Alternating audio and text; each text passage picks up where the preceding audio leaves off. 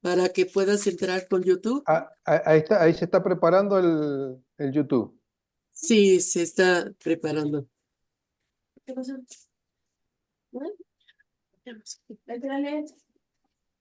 Tú me dices en qué momento. Listo, ahora.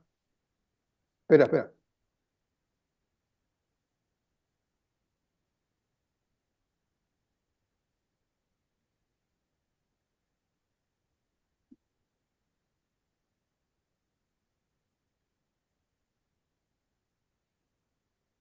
Muy bien. Sí, estoy viendo, tratando. ¿Alguien entró en YouTube para saber? Ajá. No, yo no he entrado a YouTube. Ahí estamos. Adelante, Guillermina. ¿Cómo están todos?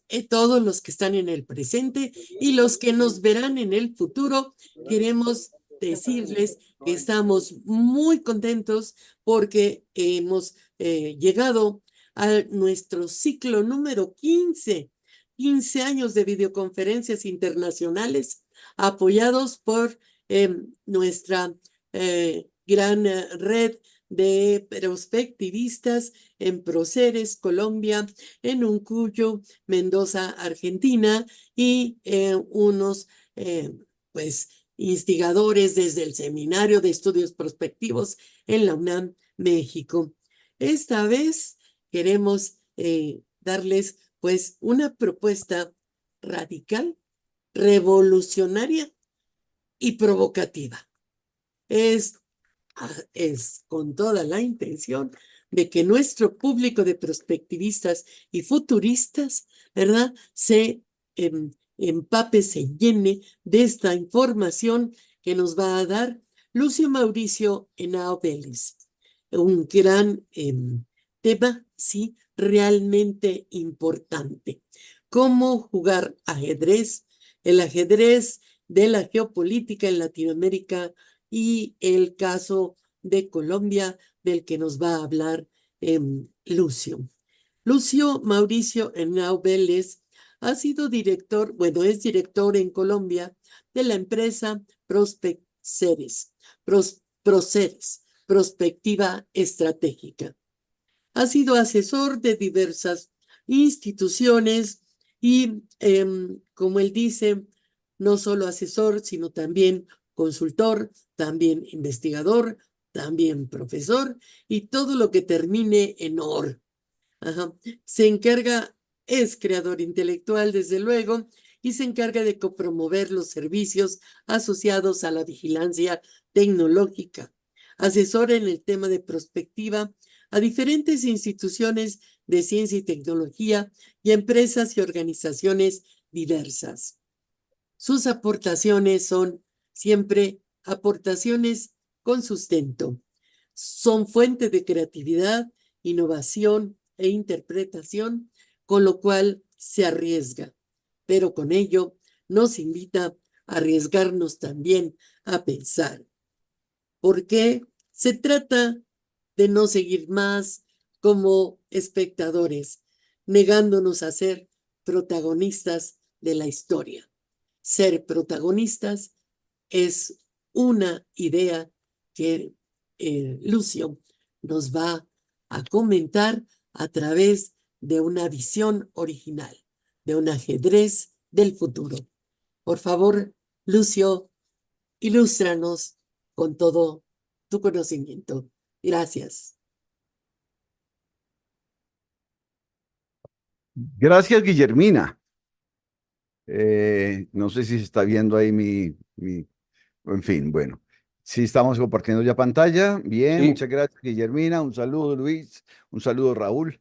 Un saludo a todos los que están aquí en Zoom y a los que están presentes en YouTube y los que posteriormente ojalá vean esta presentación. Hoy nos vamos a embarcar en un tema que ha sido muy olvidado, la geografía política, la geografía económica. Y a esto le vamos a vincular un tema nuestro, que es la prospectiva. Ha sido muy olvidada y pocos hablan de este tema, porque realmente el ajedrez mundial, el ajedrez histórico y el ajedrez del futuro está aquí. Yo soy Lucio Mauricio Nao Vélez, además de lo que dice Guillermina.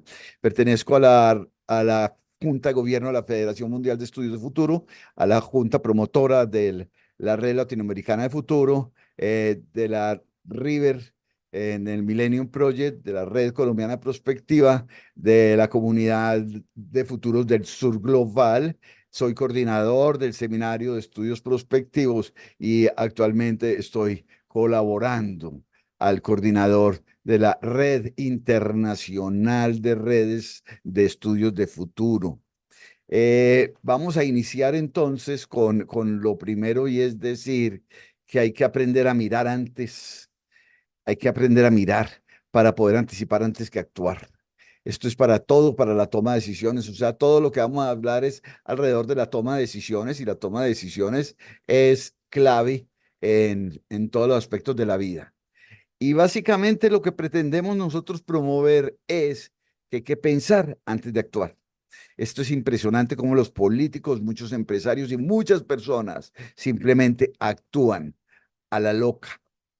Eh, Eduardo Galeano nos recordaba que hay quienes que creen que el destino descansa en las rodillas de los dioses, pero la verdad es que trabaja con un desafío, sobre un desafío candente sobre las conciencias de los hombres. Aquí ilustramos la perseverancia de la memoria, un cuadro de Salvador Dalí, sabiendo que es así de líquido el tiempo.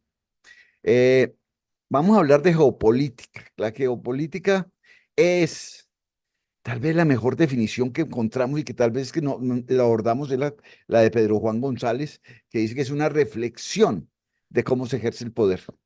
Y aquí esto es clave porque en los albores de la perspectiva moderna, por allá Bertrand de Jouvenel, cuando hablaba el arte de la conjetura y el juego de los poderes y el juego de los actores, nos remitía a eso exactamente mitad del siglo pasado, a una reflexión de cómo se ejerce el poder desde los factores diferenciales del territorio: ventajas comparativas, ventajas competitivas, recursos disponibles, recursos no disponibles. Y todo esto para hablar del pasado, presente y futuro. Y esto tiene una historia gigante, y podríamos hablar muchísimo alrededor de esto, porque esta es una historia de miles y miles de años, y que el ser humano ha estado alrededor, ejerciendo el poder alrededor de los factores diferenciales.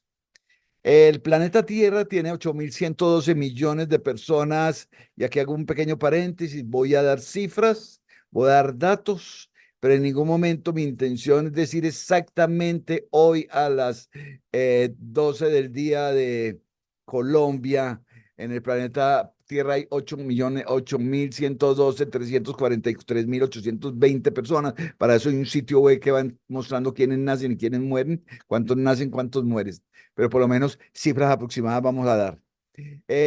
Y no es la intención de ser una charla estadística. Están más o menos en 510 millones de kilómetros cuadrados, y el 70% de la población de 8.112 millones de personas está en centros urbanos.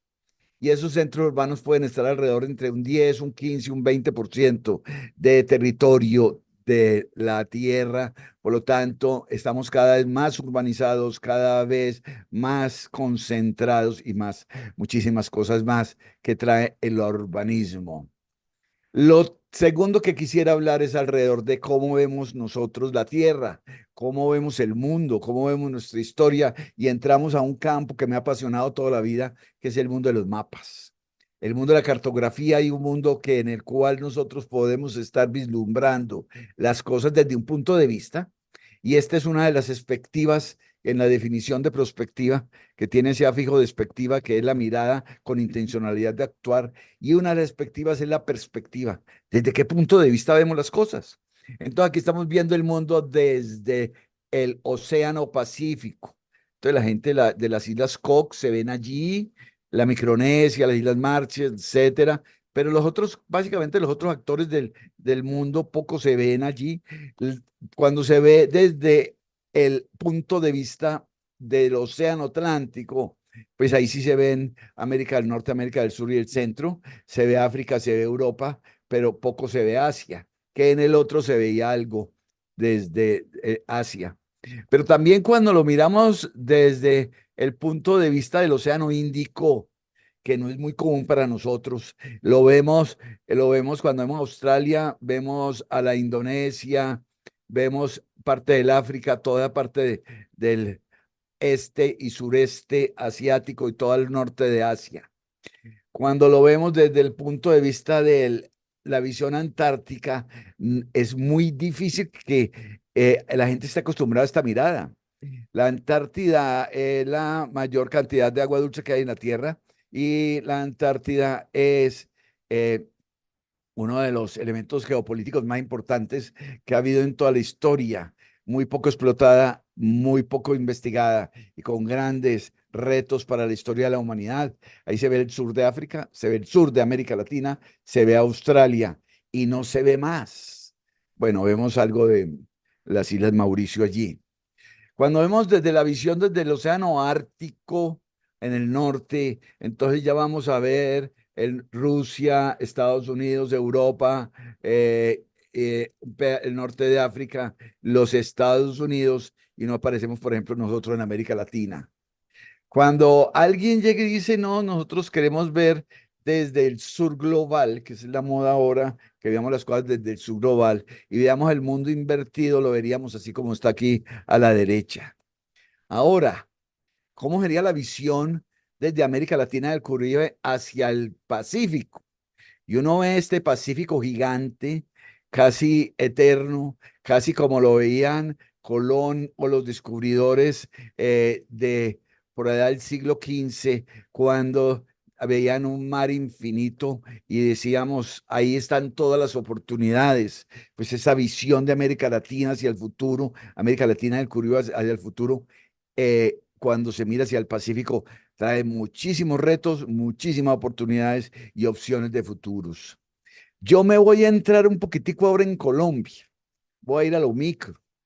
Colombia tiene 988.000 kilómetros cuadrados de costa marítima, 658.000 en el Atlántico y 330.000 en el Pacífico. Tiene unas plataformas marítimas bastante grandes que son estos valores que acabo de dar, porque lo que acabo de hablar es de costa. Entonces, tenemos tres islas importantes, Providencia, San Andrés y Malpelo, además de otras menores. Y tenemos en la plataforma continental, en la parte terrestre, el continente, 1.141.000 kilómetros, siendo así como el octavo, noveno país en extensión y el cuarto de América Latina. Eh, Colombia básicamente tiene un inmenso potencial pesquero sin usar. 1.1 millones de kilómetros cuadrados de territorio que lo acabo de hablar. Tiene todos los pisos térmicos, tiene clima más o menos determinado, no hay estaciones y más o menos hay algunas épocas del año que son de periodo de lluvia y otras épocas del año que son periodos secos. Tiene inmensas reservas de oro, platino y carbón. Es el primer productor de plátano, el tercero de café y decimos el mejor café nosotros. Y ese es el segundo país en biodiversidad, en diversidad botánica. Uno podría hacer una lista gigante y aquí es donde dice, no, pues nosotros somos los más. Y decía un amigo que decía, no, pues yo soy capaz de decir que Colombia puede estar en el primer punto del top mundial si cruzamos la variable de días de fiestas, corrupción, exportadores de coca con número de personas alegres. Y podríamos ser uno de los países más alegres en ese ranking. Por lo tanto, ese ranking es muy fácil. Vamos a tratar aquí de manejar algunas cosas, no con la intención de decir, vea, nosotros somos los mejores, sino con la intención de decir, mire todas las opciones de futuro que existen, miren todas las opciones de futuro que nos miran y que nos ven y que a veces nos envidian y a veces quieren de nosotros, y miren todas las opciones en las cuales hay que tomar decisiones. Voy a empezar con Medellín, mi tierra, donde yo vivo. Este es, este es un lugar que es 7 grados en norte y 78 grados oeste. Y estamos a 210 kilómetros del Océano Pacífico, a 250 kilómetros del Mar Caribe, a 230 de la capital, a 680 de Quito y a 1000 de Caracas. Y en un punto donde nosotros llamamos la mejor esquina de América. Esta ciudad pertenece a un valle, está en una valle, una cuenca de un río que se llama el río Burrá. Este río Burrá es un cañón estrecho y el cual ha pasado de ser algo muy aislado en el mundo a tener una significancia importante. Esta ciudad, conjuntamente con las regiones aledañas, hace una ciudad-región de 23 municipios, con 5 millones de habitantes, 6.000 kilómetros cuadrados, el 80% urbano y el 20% rural. El 80% de la población se gana menos de 2 salarios mínimos mensuales y aquí se produce el 20% del PIB nacional. La historia es maravillosa y triste y terrífica y terrorífica y muchas cosas. Y nosotros desde el año 90 hasta este 2024 hemos pasado del miedo a la esperanza. En los años 90 había carrobombas, había muertes, homicidios, la época de Pablo Escobar, etcétera. Y hemos pasado a llegar al compromiso de todo, a ser nombrada como la cuarta ciudad más resiliente de la Tierra, a recibir el premio de la ciudad del año como la ciudad más innovadora del mundo en inversión social, el que nos haya nombrado como centro para la cuarta revolución industrial del Foro Económico Mundial y que hayamos podido construir con ayuda de todo, contarnos todo, sí, una serie de clústeres. Con inversiones en educación, con inversiones en muchas sociales en la parte superior y derecha. Está uno de los sitios más violentos de la Tierra hace 30 años y hoy es la sede del Grafitour y uno de los destinos turísticos imperdibles cuando viene a la ciudad y que fue donde instalaron las primeras escaleras eléctricas del mundo para efectos urbanos. Tenemos planeación al año 2050, tanto del departamento como de la ciudad, y nos enorgullece haber promovido por primera vez en Colombia la formación de primera infancia, que es de 0 a 5 años o de 0 a siempre. Además, hemos adelantado en planeación que es la primera área metropolitana que tiene un plan de ordenamiento territorial completo. Es una de las ciudades con la movilidad más sostenible, y no solamente de América Latina y no del mundo, porque sus cables aéreos, sus trenes eléctricos, su metro, su tranvía, sus carros eléctricos, sus patinetas y sus motos y sus bicicletas hacen que se forme como una ciudad muy sostenible desde allí. Otro de los temas es que mientras que Ciudad de México tiene mucha calor y otros tienen mucho frío, aquí está lloviendo. En Medellín caen más o menos unos 3.000 milímetros de agua al año y nos convierte en una ciudad bastante aguada, para la cual hay que planificar muy bien, porque esto no es de que cada vez que llueva se inunda y cada vez que se inunda hay problemas con los pobres o problemas con las vías o problemas con los demás. Voy a pasar un poquitico más grande y voy a pasar del departamento de Antioquia a una región que queda, que se llama el Chocó Biopacífico y que se está tratando de juntar con el departamento de Córdoba aquí y con el departamento de Antioquia para formar lo que llaman unas regiones de administración planificada o RAP. Y en esta región tenemos 4 o 5 fenómenos. Este Chocó biogeográfico que va desde el sur de Panamá hasta el norte de Ecuador, por toda la costa pacífica, es la región más lluviosa del mundo. Alrededor de entre 6.500 y 7.000 milímetros al año, y aquí hay zonas entre Buenaventura y el Cauca que tienen precipitaciones anuales por encima de los 11.000 milímetros al año. Y donde está por aquí en el Chocó, uno de los sitios más lluviosos del mundo, con 12.500 milímetros de agua al año caen. Y uno dice, uno cuando va allá dice, bueno, aquí no llueve todos los días, aquí llueve todo el año.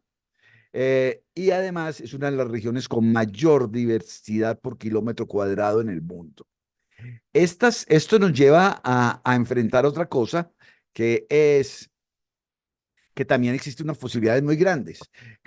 Nicaragua está construyendo o tiene el plan de construir un canal interoceánico, además del canal de Panamá que está aquí, en este punto donde os estoy señalando con el cursor.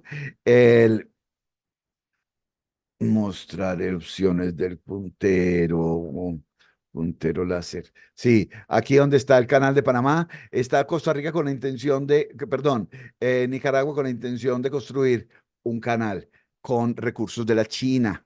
Y en algún momento, pues Estados Unidos va a decir, yo no quiero depender de esto porque este canal ya sí va a permitir, los grandes superpetroleros va a permitir unos barcos inmensos. Entonces, se está planeando desde hace mucho que haya un canal interoceánico entre Atrato y Truandot y construir aquí, en este sitio, en Bahía Cupica, que es uno de los bahías más profundas del mundo, un puerto. Eh, para lo cual, este puerto nos llevaría a otro elemento bien importante, que es que en el futuro, a 20, 30, a 50, 100, a 10, 15, no se sabe cuándo, la escasez de minerales en el mundo se radicalice o haya tantos problemas de manejo y procesamiento de materiales que no se pueda hacer. Entonces se han encontrado unos nódulos de donde hay grandes concentraciones de minerales en el Pacífico y los llaman los nódulos de concentración. Y esas nódulos de concentración están dirigidos por lo general a otros nódulos de áreas de procesamiento. Una de esas áreas de procesamiento podía ser Colombia, podía ser más alrededor de la tercera o cuarta área de procesamiento, sobre todo que tendría la bahía una de las bahías más profundas del mundo, que podrían entrar, por lo cual se generaría la extracción de materiales. Esos materiales hay de todo y se llevarían a tierra, a alguna parte donde sean distribuidas y donde sean procesadas. Colombia es el país con mayor índice de descargas eléctricas en el planeta.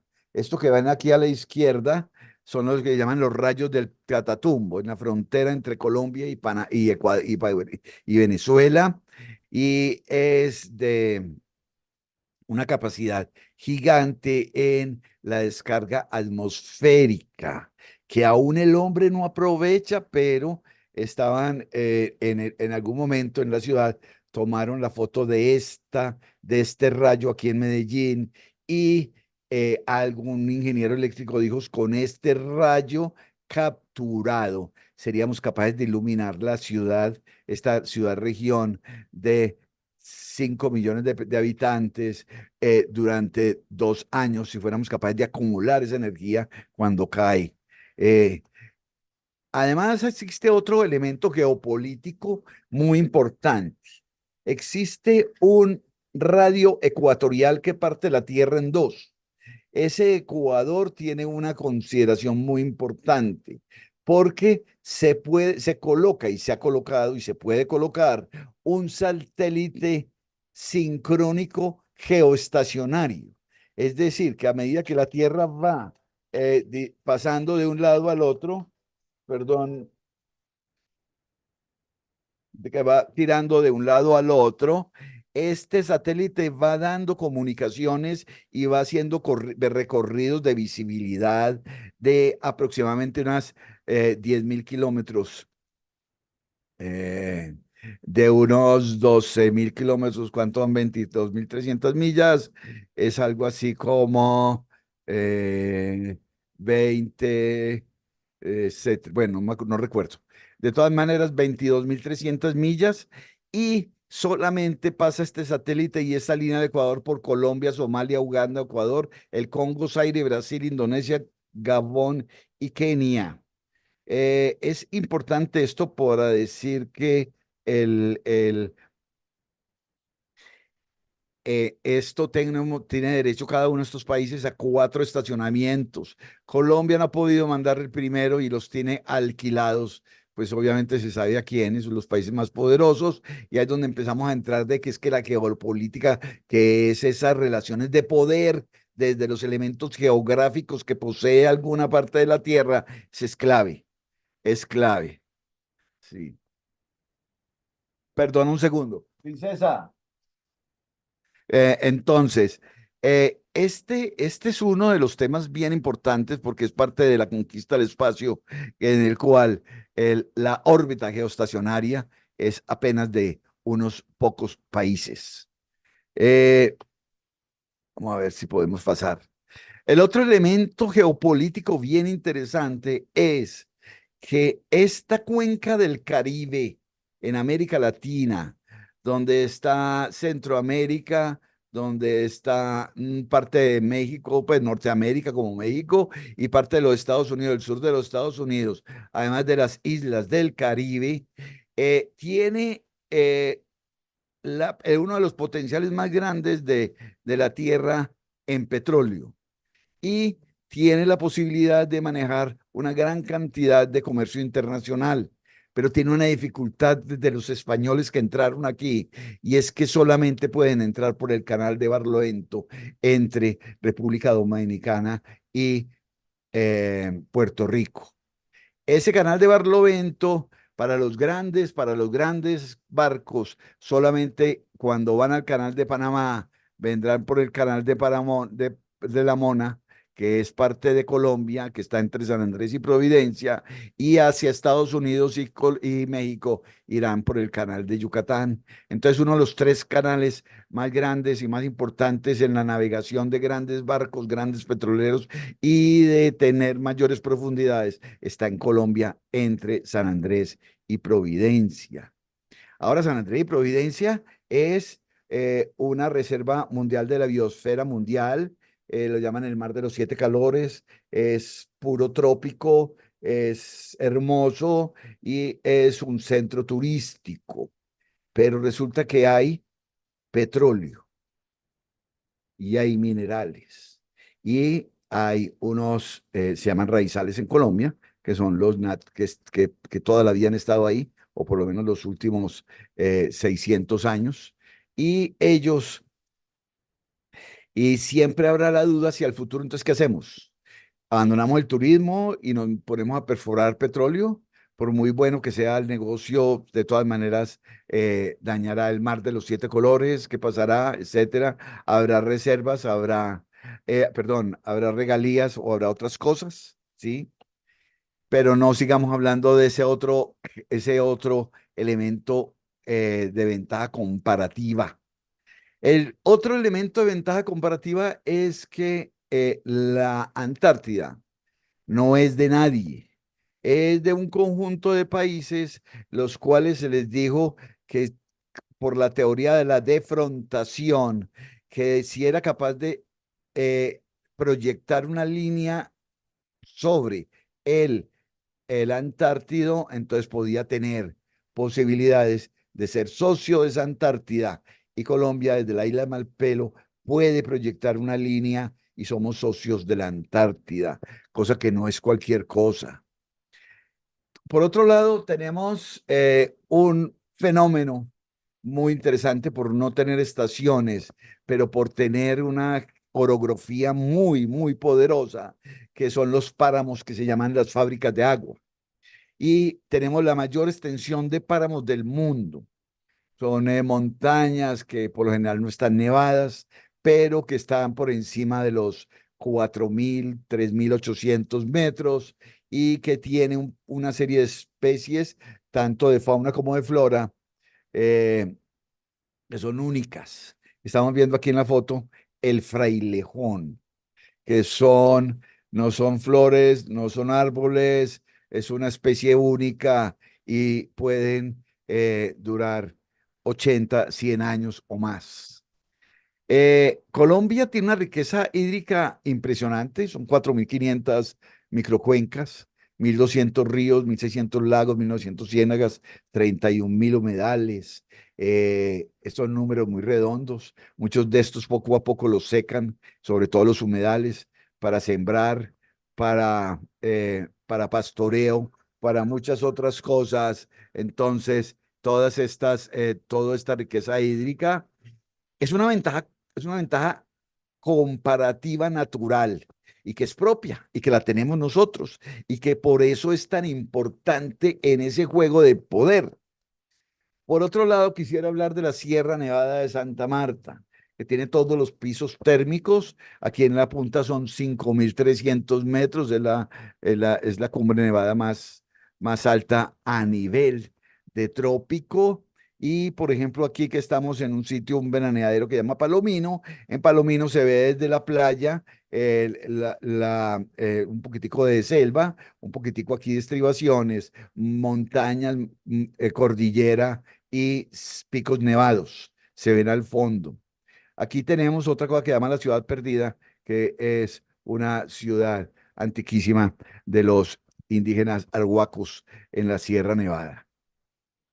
Yo podría hablar horas y horas y horas, pero voy a mejor a traer este tema que decía una agencia francesa: si usted quiere conocer el Caribe, vaya a Cuba o vaya a República Dominicana; si quiere conocer el Océano Pacífico, vaya a Chile; si quiere conocer la cordillera de los Andes, vaya al Ecuador; si quiere conocer la selva amazónica, vaya a Brasil; si quiere conocer las culturas precolombinas y quiere conocer muchas otras cosas hermosas, vaya a México o a Perú; pero si quiere conocer todas estas cosas reunidas, vaya a Colombia. Yo por eso quería empezar a terminar ya, porque mi amigo, profesor, y sobre todo quien me ha enseñado en planeación geopolítica y en muchísimas cosas, el doctor Pedro Juan González Carvajal, tiene una serie en YouTube desde una empresa, un grupo que se llama Pensamiento al Aire, y que cada martes da una charla y ahí está. Y este es el enlace, y cualquier persona que quiera profundizar más, él es una pero maravillosa persona. Ahora, lo tercero que vamos a tener de referencia es un libro de Eduardo Galeano que se llama Las venas abiertas de América Latina, y cómo América Latina le han sacado de todo, pero no es porque lo han sacado, sino porque hemos sido unos extractivistas netos. Nosotros extraemos de todo: oro, platino, petróleo, café, ñame, caña, etcétera, etcétera. Y vamos entonces a hablar de Latinoamérica.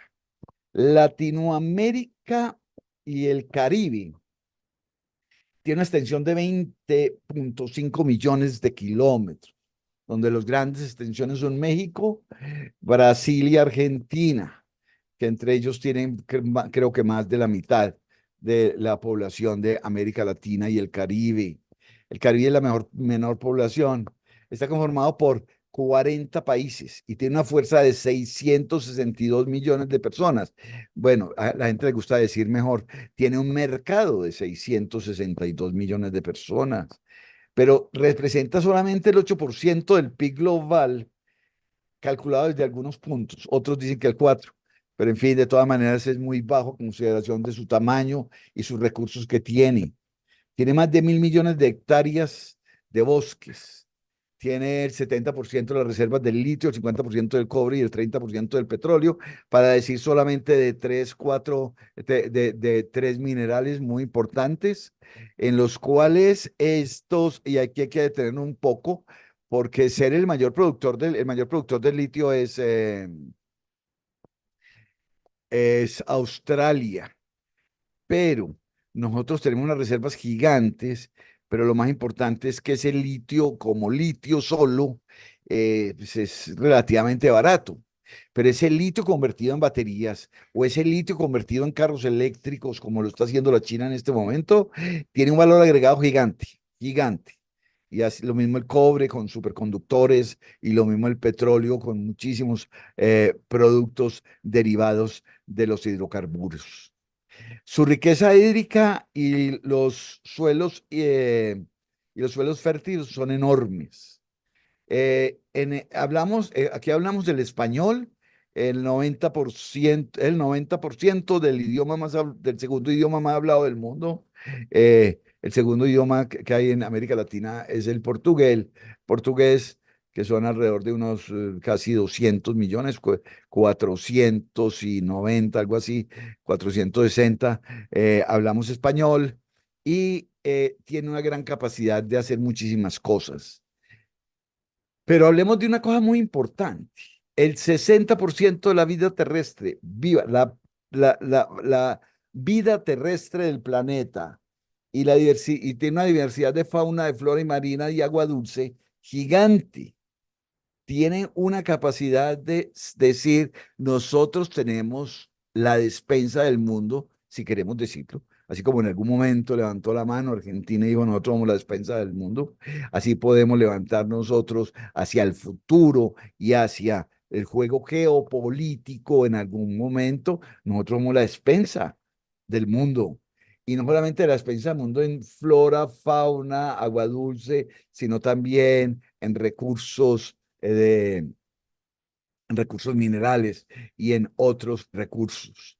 Eh, Contiene el, los humedales más extensos del mundo, el humedal del Platanal en Brasil y ese humedal que queda entre los tres países, entre Uruguay, Argentina, Paraguay, Argentina y Brasil, es uno de los mayores reservas de agua dulce subterránea que existen y que son todos factores geopolíticos que tienen un gran valor ahora y por mucho tiempo, siendo una superpotencia de la biodiversidad, América Latina y el Caribe. No me va a tener a hablar muchas cosas de estas porque quería detenerme aquí un poquito a hablar. La perspectiva geopolítica son las relaciones de poder en el juego de actores. Y este juego de actores está jugando por los determinantes naturales y construidos para el futuro.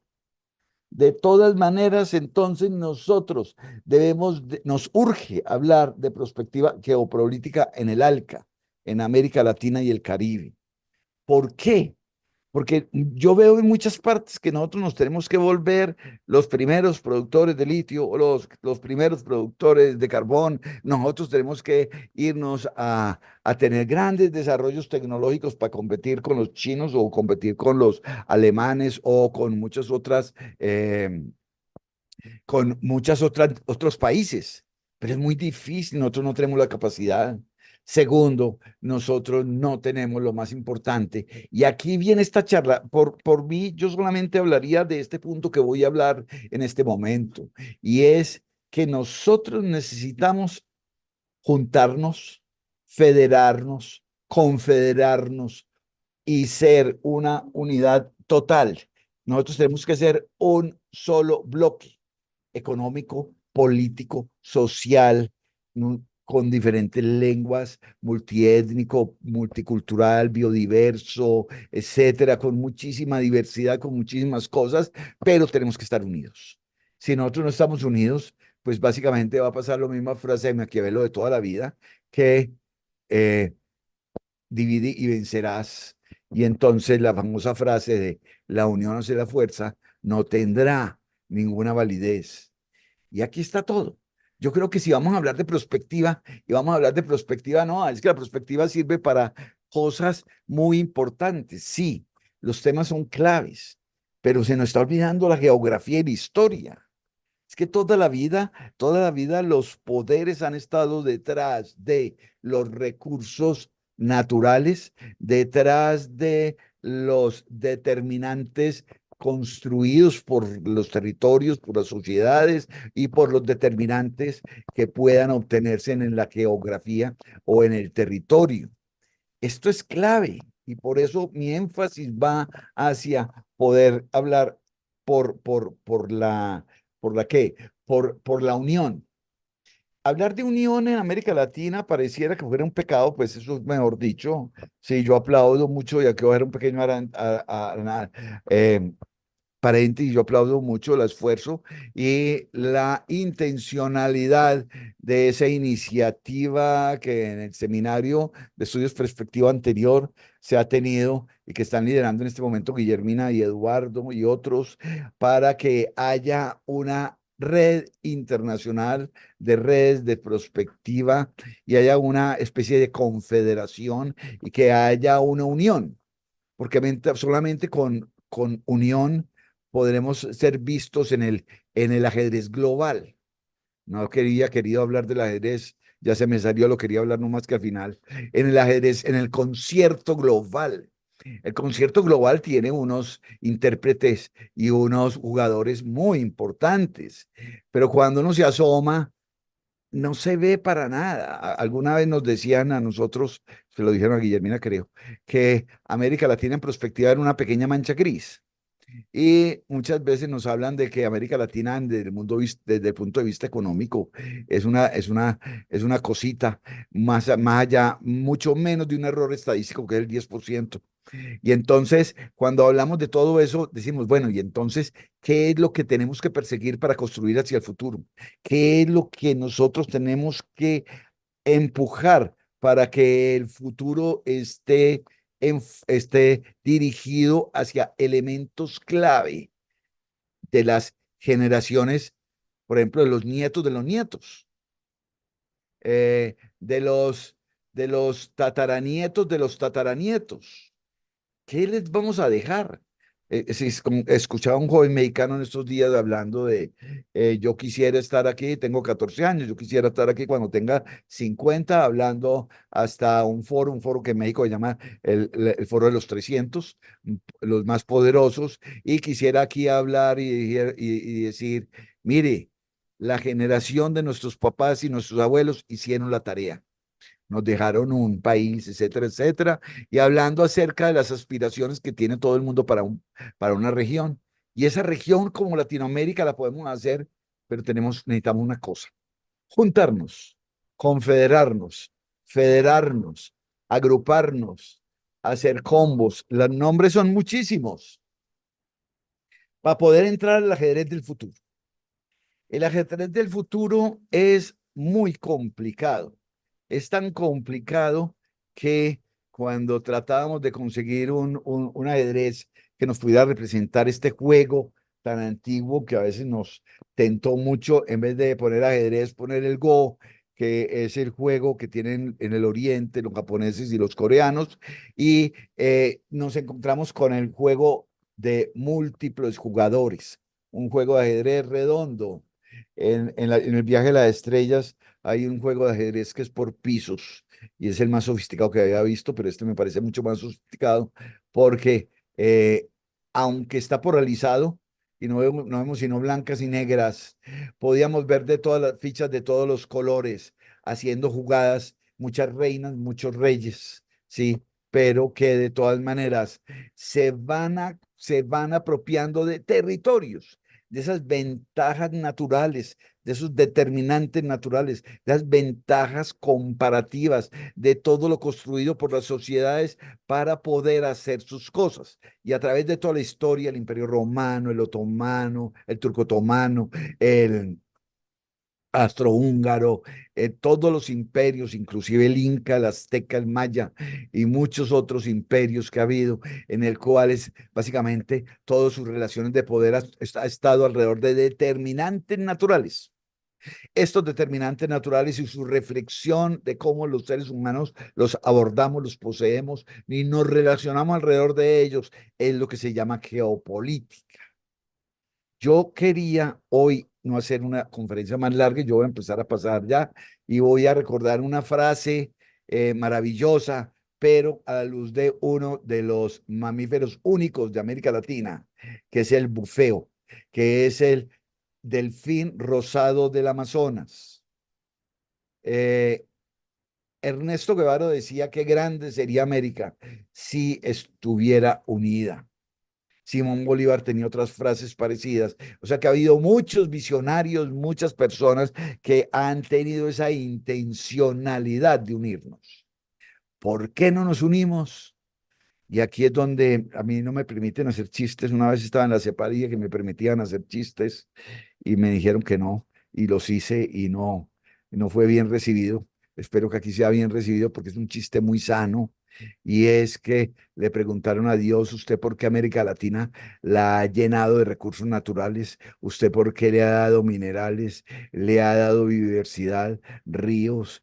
Le ha dado de todos los climas y todas las posibilidades, una cantidad de tierra fértil que es impresionantemente grande. ¿Usted por qué ha sido tan bondadosos con ellos?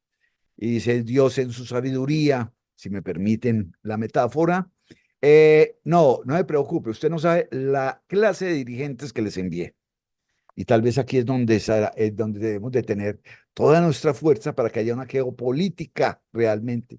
En esa dirección, Javier Medina, que está de director adjunto de CEPAL, ha empezado a hacer una fuerza grande alrededor de que la clase dirigente tiene que ser mucho más madura y los países tienen que entrar a tener una gobernanza mucho más madura, mucho más prospectiva, y la búsqueda de la prospectiva es muy importante porque solamente nos queda un camino y es un apretón de manos. Mientras más nos dividamos, más difícil va a ser unirnos. Mientras más juntos estemos, más fácil va a ser progresar, más fácil va a ser tener acuerdos comunes. Yo sé que no es difícil, yo sé que solamente los acuerdos empezarán con mínimos comunes multiplicadores. Yo sé que estamos hablando muchas veces de utopía, me lo dijeron el otro día en una conferencia sobre este tema de la unidad y de la creación de fronteras comunes o fronteras binacionales o zonas de integración fronterizas como primer paso para la integración latinoamericana, pero es el único camino. Y cuando hay un camino claro y cuando hay un camino que se dice por aquí es, debemos de nosotros seguirlo. A mí nunca me puede faltar como ese escenario apuesta, como ese escenario donde dijéramos, bueno, entonces si vas a pensar en el año 2050, ¿cómo pensarías en una Latinoamérica y el Caribe que podamos hablar algo así y le llamaríamos 2050 IES, ¿sí? Que es una América Latina con un punto 20 de índice Gini. Esto implica una distribución de riqueza enorme, con una inmensa y grandísima clase media, con una clase rica o un sector rico muy dinámico y muy comprometido y muy metido en el territorio, de retornar las utilidades al territorio y de invertirlas siempre en el territorio, con más de $50,000 de ingreso per cápita y que sea incluyente, que sea integrada, que sea sostenible y sobre todo que pueda ser equitativa en todos sus, en toda la amplitud de la palabra. Bueno, ¿qué más iba a decir yo? Iba a decir algo. Miren, me decía Guillermina Lucio que es toda cantidad de redes que perteneces y yo pertenezco, pero con la intencionalidad de tratar de unir. Pertenezco a la federación. Aquí está el logo ya de la red internacional de redes de estudios de futuro, la red latinoamericana de futuro, River, Millennium Project, Corpo Planea, el seminario de estudios prospectivos, el capítulo, el Círculo Latinoamericano de Prospectiva que se entregó de Mujica, la Universidad Nacional de Cuyo, que está maravillosa con Luis Ragno y Javier Vitali, TIS de Future, que en América Latina tiene muchísimas cosas, el Red Prospecta, que llevan 15 prospectas en Colombia, y como 11 en Perú, etcétera. Los todo lo que se ha hecho alrededor de las universidades, todo lo que se ha hecho alrededor de esfuerzos con cátedras UNESCO, como la Escuela Latinoamericana de Prospectiva, todo este esfuerzo de Eduardo con escenario estrategia y muchas otras cosas, pero la intencionalidad será siempre de tender una mano amiga, de poder tener una capacidad de hablarle sobre la fraternidad. Yo quería terminar diciendo que ahora el 7 de mayo se cumplieron los 200 años del estreno de la Novena Sinfonía de Beethoven, que termina con esa maravillosa frase de decir cuando los hombres seremos todos hermanos. 1824, 200 años, que nos estamos diciendo, ¿cuándo será que los hombres? llegaremos a ser hermanos. Que el abrazo y el beso sea para todos. Que qué dicha, que qué beneficiados sean todos aquellos que pueden contar con un amigo. Yo estoy muy contento porque tengo amigos aquí, tengo amigos en muchas partes, y lo cual agradezco mucho. Yo voy a parar aquí porque sí quisiera hablar lo más que pudiera sobre geopolítica, perspectiva geopolítica, geopolítica económica, geopolítica para la vida y el futuro, el ajedrez para la vida. Jaque mate. Muchísimas gracias. Felicitaciones, Lucio. Efectivamente, provocadora, radical, necesaria, pero ese final de estar unidos es algo fundamental, es algo clave para todos nosotros. Lo fue para Simón Bolívar, decías, lo fue para José Martí. Sí, eran los ideales de una Latinoamérica unida.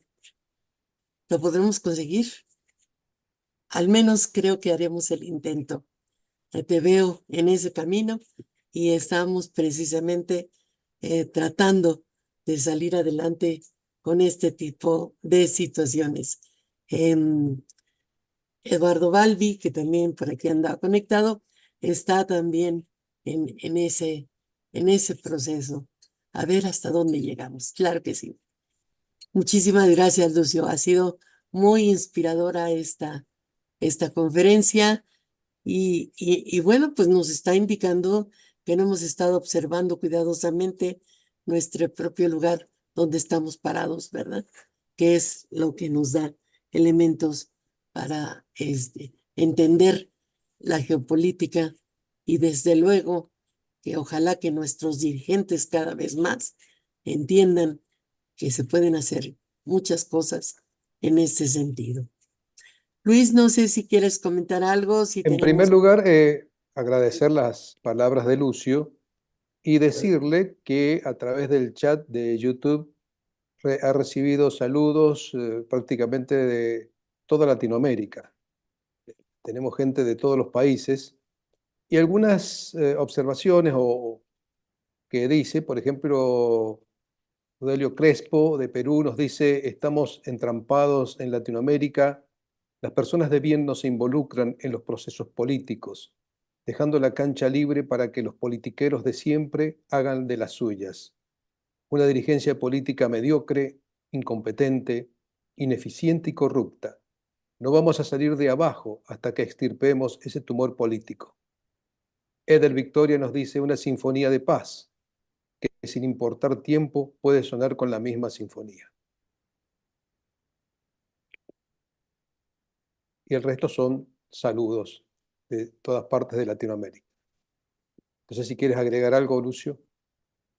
También tenemos un comentario del doctor Sergio Montero, si lo dejamos antes de que participe Lucio, por favor, ¿Cómo no? adelante. Padrino. Hola, mi querido Lucio, feliz aquí disfrutando, es todo un agasajo para mí, para mis oídos, ¿no? Escuchar, a una persona tan erudita, con tanto conocimiento, no solamente de su terruño, sino realmente en términos de lo que estás y de lo que se conoce como geopolítica. Y ahora mi intervención es precisamente porque es algo de mi interés personal, la cuestión de geopolítica, en el sentido de que, si bien reconozco y veo como muy útil y necesario e importante la cuestión de nuestra región latinoamericana y cada una de las regiones en este concierto mundial, pues es un reto gigantesco, en donde pues siempre la versión de los, si me permiten decirlo de esa manera sin que vaya a pensarse que es peyorativo, la versión de los optimistas es que siempre ven las oportunidades en la cuestión de las dificultades, ¿no?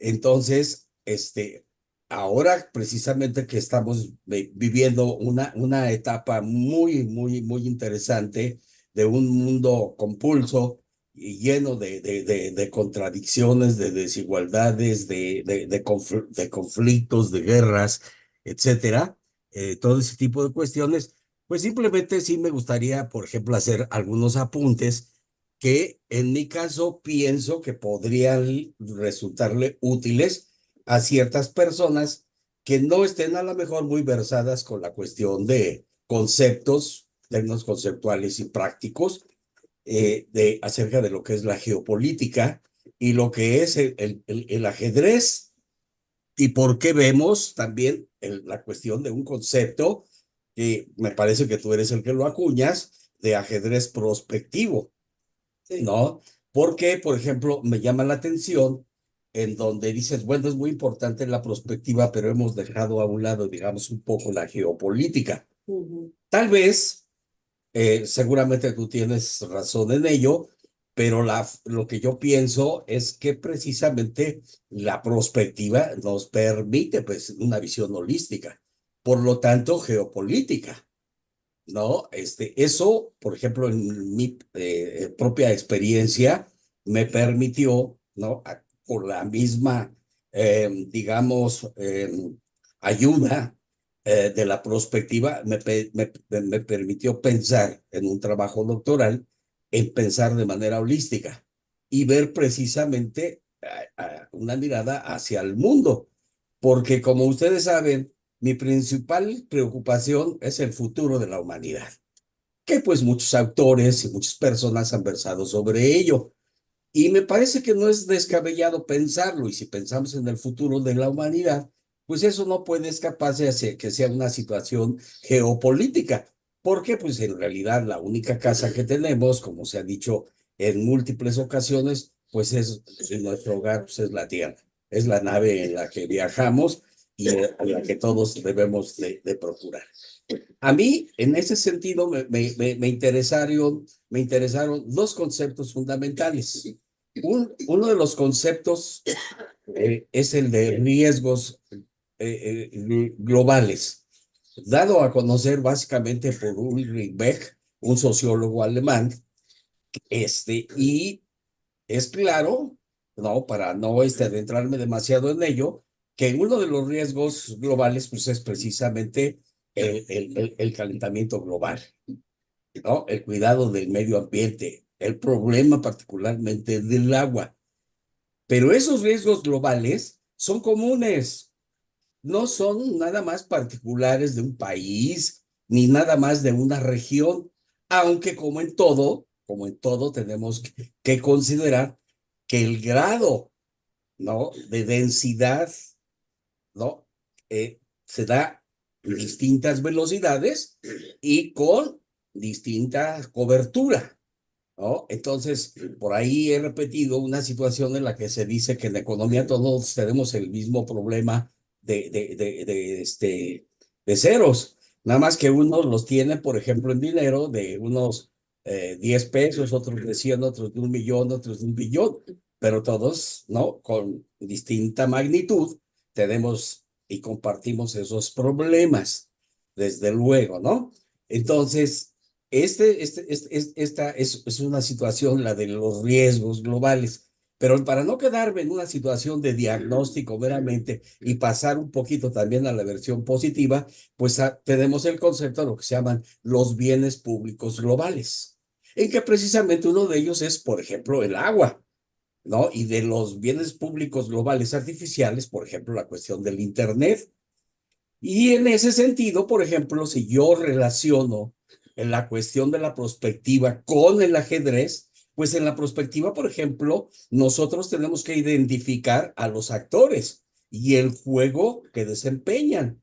Entonces, pues, para mí, pues es claro que cuando se habla de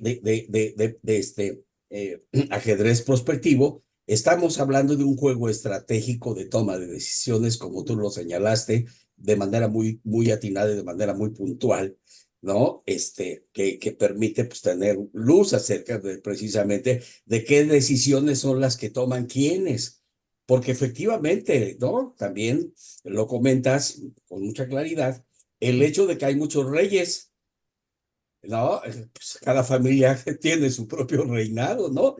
Y ahí tratan también de establecer su dominio.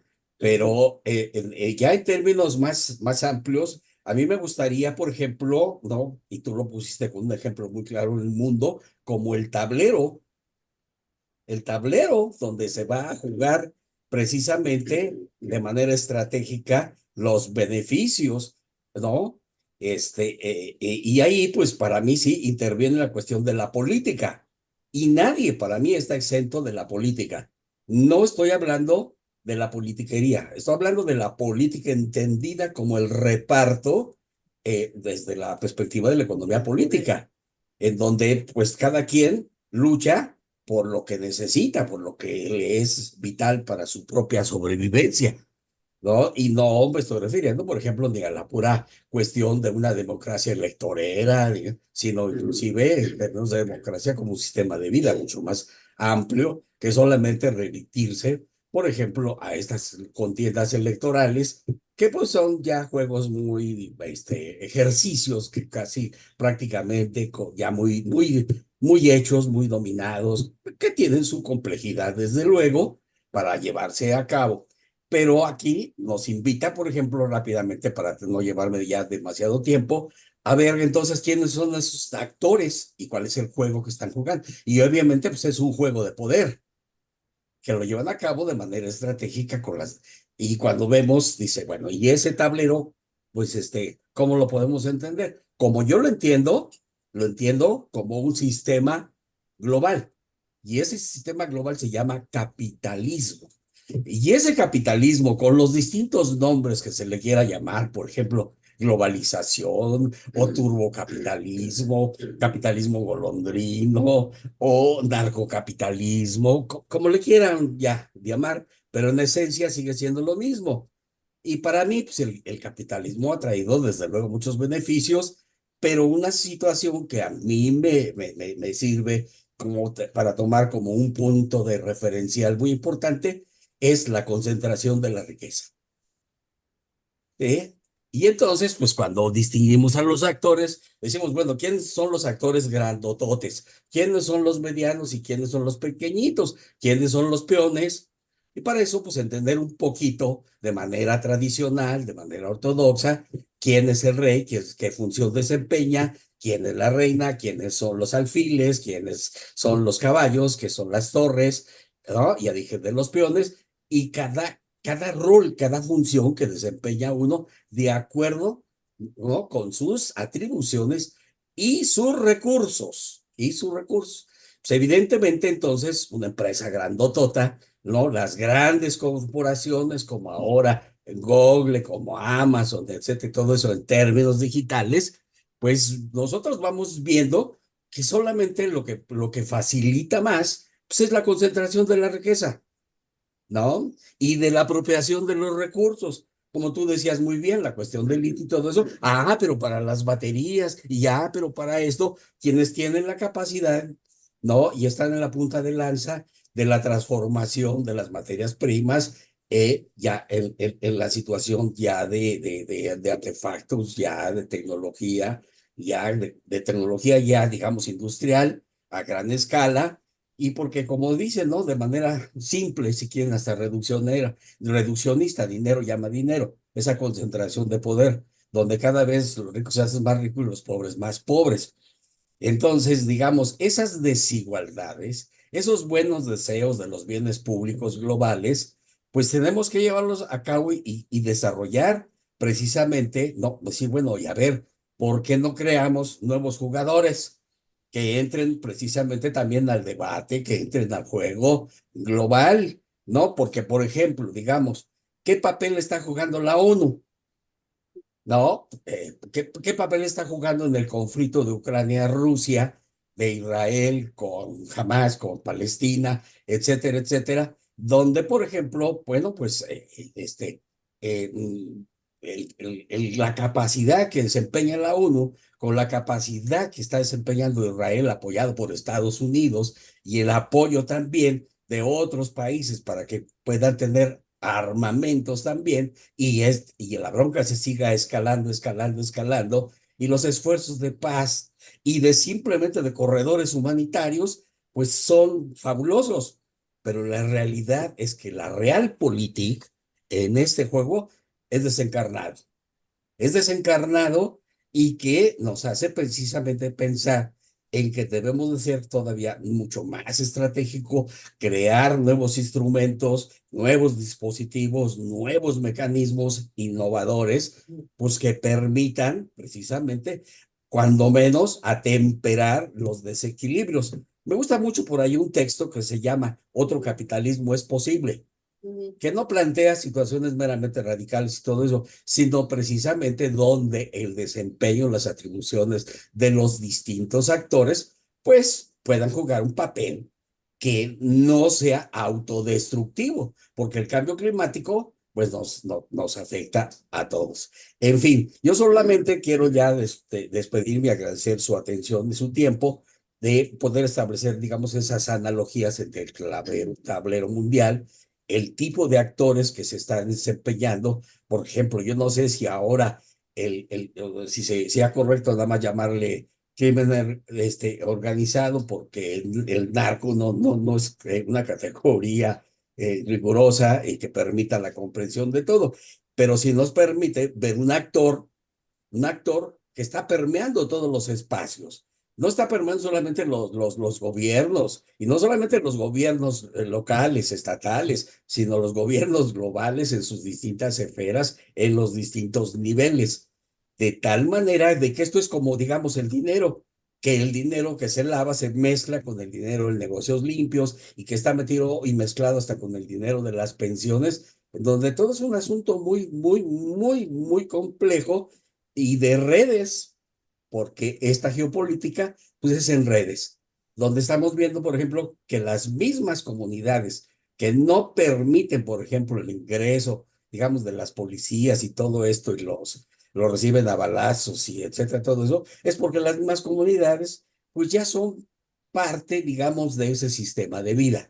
No estoy, digamos, viéndolo en términos morales, y bueno o malo, sino simple y sencillamente que es un hecho que está ahí presente y que tenemos que tomar en cuenta para ver cuáles son los jugadores, cuáles son los nuevos jugadores, qué estrategias son las que se están desempeñando en este concierto mundial. Y bueno, finalmente sabemos que es muy importante, y siempre lo digo, bueno, no es tan importante nada más lo que sabes, sino qué haces con lo que sabes. No es tan importante lo que tienes, sino qué haces con lo que tienes. Entonces hay gobiernos que tienen muchos recursos y los están dilapidando, ¿no? Los dilapidan, por ejemplo, en el uso de compra y venta de armamentos. Porque eso es lo que hay que ver, qué juego, cuál es la capacidad de la economía informal e ilegal en el sistema mundial. Y luego, bueno, pues pensar que los problemas, por ejemplo, de crimen organizado se van a resolver porque dos países se ponen de acuerdo, a mí me parece que no sería la mejor solución. Tiene que ser una situación orquestada en nivel global, porque las redes así de la delincuencia así están operando. Y es uno de los riesgos globales, ¿no?, que están presentes en este diagnóstico del siglo XXI, que puede ser de larga data si no sabemos desarrollar las estrategias pertinentes para realizar un juego inteligente en donde el rey no sea la riqueza y el poder del dinero, sino que el rey, no, al objetivo que debemos, que no le deja que mate, pues es lo que pues todavía yo creo que existe, que es el interés colectivo, que es el interés general. Pues muchas gracias. Espero no haber abusado demasiado de la palabra. Gracias. Padrino, muchas gracias. No, aquí. Tenemos también la opinión de Enrique Rodero, que nos dice: comparto la prioridad de la fraternidad unida. Desafortunadamente, el pensamiento inmediatista y los intereses individualistas nos impiden prospectar esa tan anhelada unión. Y luego agrega: otro aspecto que nos perjudica nuestra visión de futuro latinoamericana 2050 es el síndrome del primer día de la creación, evidenciado cuando hay cambio de gobierno, todo vuelve a cero en lugar de sumar avance. Ujú, ujú, ujú. También María Flores dice, felicidades, doctor Lucio, excelente presentación. Latinoamérica sigue siendo despojada de sus recursos naturales. La defensa de nuestros territorios debe ser parte de la visión prospectiva. Muy bien. Lucio, adelante, por favor. Es No, demasiada son información. muchas cosas para decir. Voy a hablar alrededor de algunas palabras de Sergio, que son tan valiosas. Me parecía muy difícil hablar ante profesores de la Facultad de Ciencias Políticas de la UNAM, de la Facultad de Ciencias Políticas de la Universidad Nacional de Cuyo, y yo simplemente como un mero economista, apasionado con la geografía económica y con la geografía y los mapas, hablar de este tema tan complicado, pero sí hay dos elementos que hay que resaltar. El primero que habla Sergio es que yo creo que cuando estamos hablando en forma negativa de riesgos sociales y de arreglos globales y pasar a hablar de bienes públicos, es mejor porque vamos a ver más oportunidades y vamos a ver menos problemas, aunque en perspectiva deben de mirarse en los dos, ¿sí? Tanto lo uno como lo otro. Alrededor de los temas de bienes públicos hay un debate y esto es lo que me trajo a mí a profundizar en geopolítica y en perspectiva y en el ajedrez. Porque miren, yo les iba a contar, cuando se habla de narcotráfico, cuando se habla de agua, cuando se habla de minería y cuando se habla de migraciones, uno diría, ¿qué tiene eso de común? Y uno diría, nada. Y yo les mostraba ahora el páramo Santurbán. El páramo Santurbán está en la cordillera oriental y de Colombia y muy cerca de la frontera con Venezuela. Y por lo tanto tiene un valor muy importante en el proceso migratorio de los venezolanos hacia Colombia. Segundo, es el que produce el agua para 3 ciudades, una de ellas es Bucaramanga, que es la quinta o sexta ciudad de Colombia, y que tiene una inmensa valor hídrico, pero ¿cómo le parece que está llena de oro? Es una montaña que ya fue asignada a una multinacional para que fuera explotada. Las comunidades protestaron y han logrado parar una parte de eso porque lo que no es parable es que algunas comunidades dijeron, bueno, no podemos perder esta oportunidad y empezamos a hacer minería ilegal. Entonces uno se pone a mirar en qué forma tomamos decisiones nosotros integrales en los países y alrededor. Simplemente esto es un accidente geográfico, que es el páramo de Anturbán, 3.200 metros sobre el nivel del mar, al interior de una cordillera muy extensa que viene del sur de Colombia y es parte de la trifurcación de los Andes suramericanos. Y que entonces uno dice, bueno, ¿qué hacemos? ¿Explotamos oro? eh, Hacemos un túnel allí para que haya una facilidad de conexión, como en algún momento se pensó, hay que hacer una conexión con Venezuela. Cuando Venezuela estaba en las mejores épocas, se pensaba en la unión de Bogotá con Caracas a través de un túnel en el páramo Santurbán, etcétera, etcétera. Son cantidades de opciones estratégicas y como dice Silvia Rivera Kusikanski, de tanto no hablar sobre historia, sobre geografía, empiezan a encontrar opciones de futuro para uno caminar el presente y construirlo. Entonces, en esto sí es bien importante porque dependerá de la decisión que tome el hombre desde ese aspecto político que habla Sergio, desde ese aspecto tan importante de que nos juntamos o algo que es muy real y es del día a día, que hay unos poderes grandes, hay otros poderes medianos, hay otros poderes chicos, y hay lo que dicen en Colombia el lungo, o sea, el resto, los peones, el resto que es de quien obedece y quien sufre muchas veces las cosas. Para lo cual es bien importante saber cómo tomamos decisiones. Y vuelve lo mismo. Mientras más unidos estemos es mejor.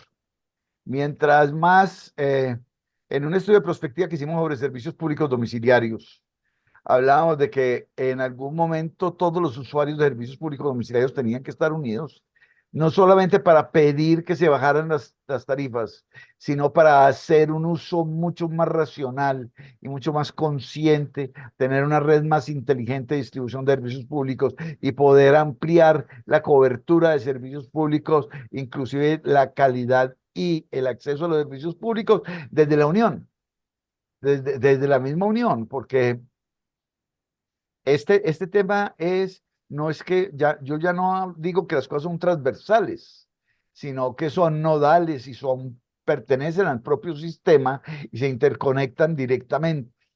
Entonces, esta parte de hablar muchas cosas alrededor de un mismo tema o desde un mismo factor geopolítico, como es el agua, la minería, y son muchos los casos, hay otra ciudad, hay una parte, Colombia tiene algo que se llama el paisaje cultural cafetero, que es patrimonio inmaterial de la humanidad, de la UNESCO.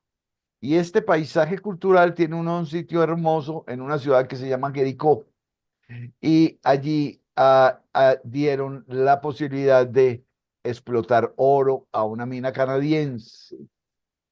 Entonces, esta ciudad que venía haciendo, además de toda la parte cafetera, toda la parte cultural, de eventos culturales, cinematográficos, de ferias del libro, etcétera, muchas cosas. Hay una cosa que llaman High Festival, que lo hacen allá, y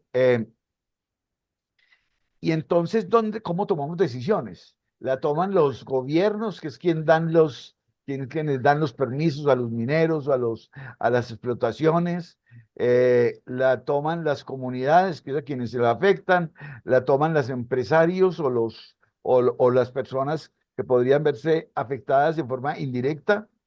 ¿Quién toma las decisiones?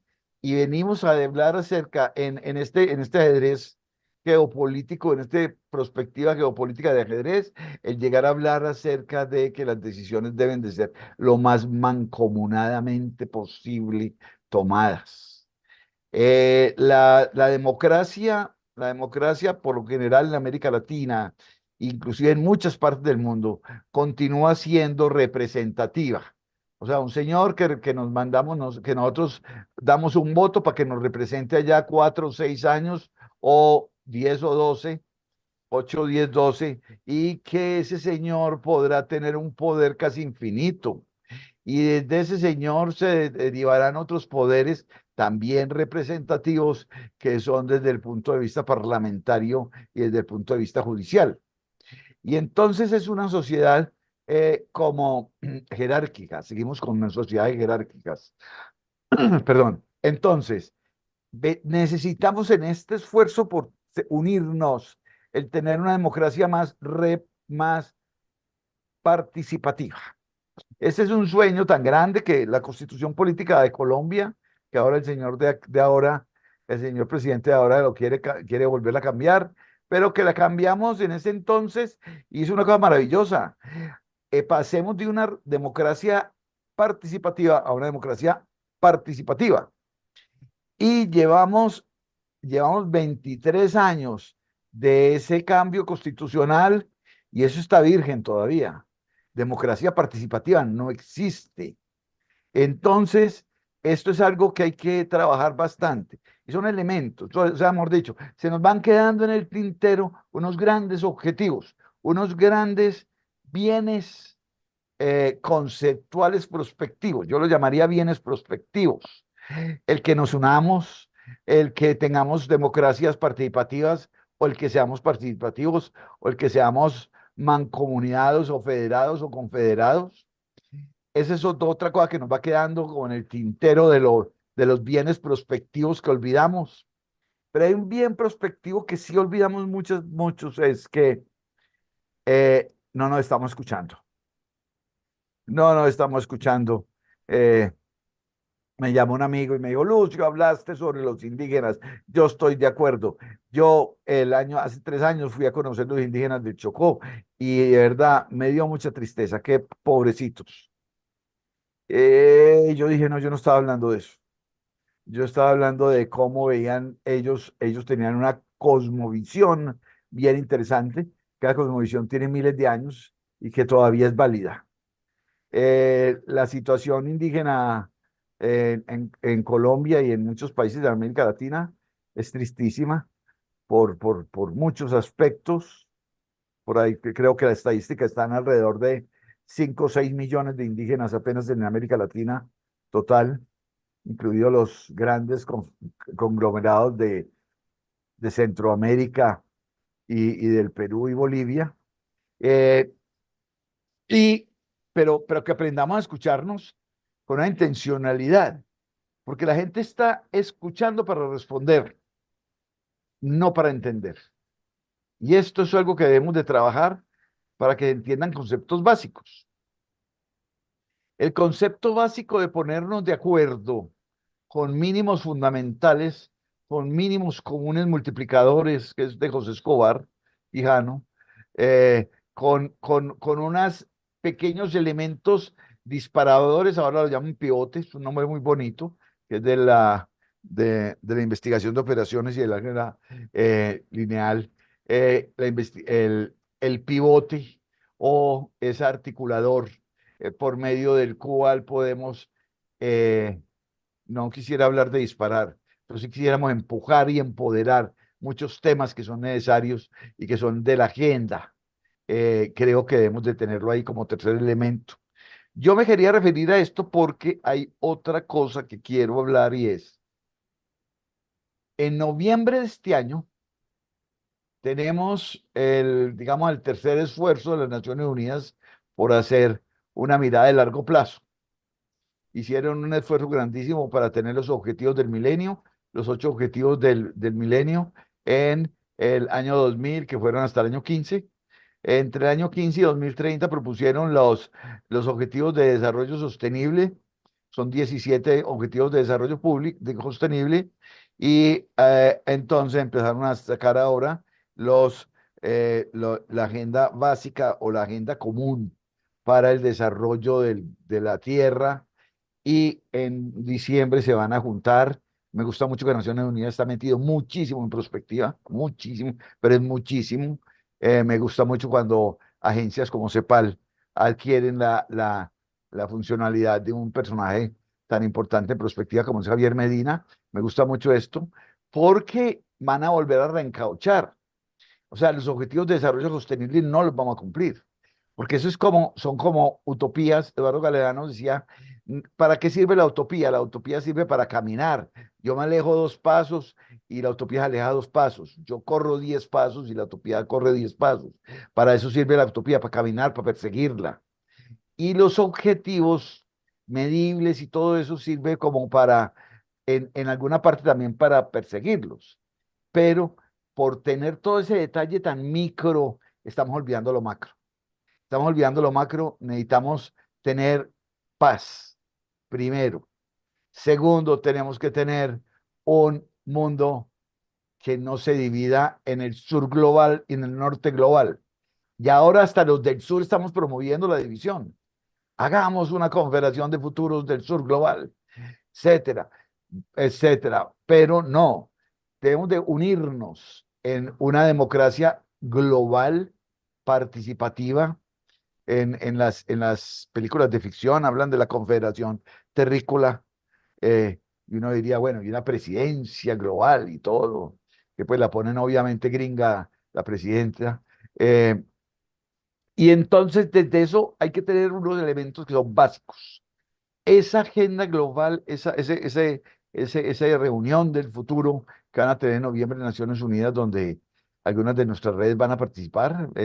Vamos a llevar desde River y desde Millennium Project, desde la Federación y desde la Asociación de Profesionales Futuristas y otros, van a llevar allí propuestas con el fin de que podamos mirar cosas, pero que no se vuelvan las mismas frases de siempre: sostenibles, empáticas, que estén en armonía con la naturaleza, que no, tenemos que tomar grandes decisiones.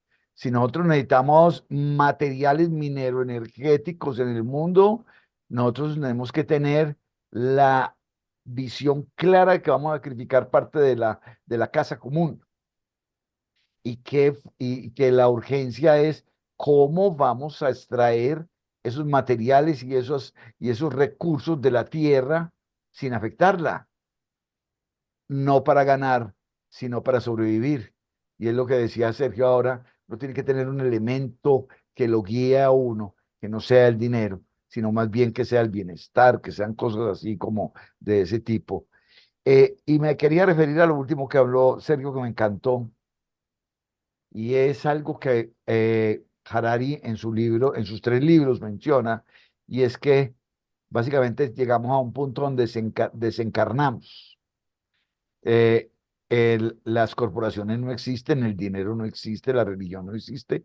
Todo eso son cosas desencarnadas creadas en la mente de los hombres y que entonces el ser humano lo institucionaliza, el ser humano lo generaliza y lo vuelve real.